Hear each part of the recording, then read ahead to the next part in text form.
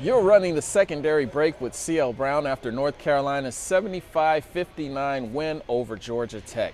Now, at one point in this game, Georgia Tech head coach Josh Pastner turns to an assistant and says Virginia Tech is lucky they didn't have to face Armando Bacot. Bacot sat out that loss to Virginia Tech with a shoulder injury. He was back today playing against the Yellow Jackets, and he put on a good show for the Heels, which is a blueprint for them moving forward. Armando had 21 points, 13 rebounds, tied Billy Cunningham with 61 in his career for the most all-time in program history.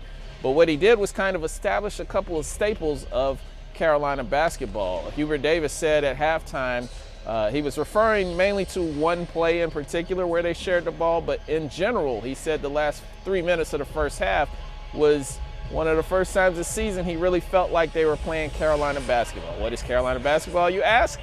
They shared the ball, 15 assists on 27 made baskets. That had been a problem. They ranked 350th out of 363 Division I teams in terms of their assist to made basket ratio percentage during their initial 9 games of the season. So that increased. They were moving the ball around. No one was standing in their half-court sets. They outscored Georgia Tech 17-3 in fast break points. Fast break, also something that has kind of gotten away from Carolina.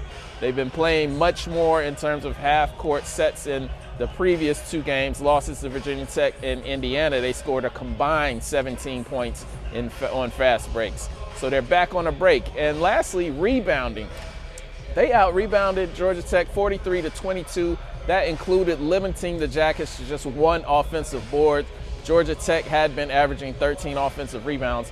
Part of that was because Georgia Tech feared Carolina getting out in transition. They didn't even send people to the glass after missed shots a lot of times. They were trying to get people back to prevent Carolina from getting easy baskets. And that is Carolina basketball. So that will do it for the secondary break. Join me again on Tuesday when the Tar Heels take on the Citadel.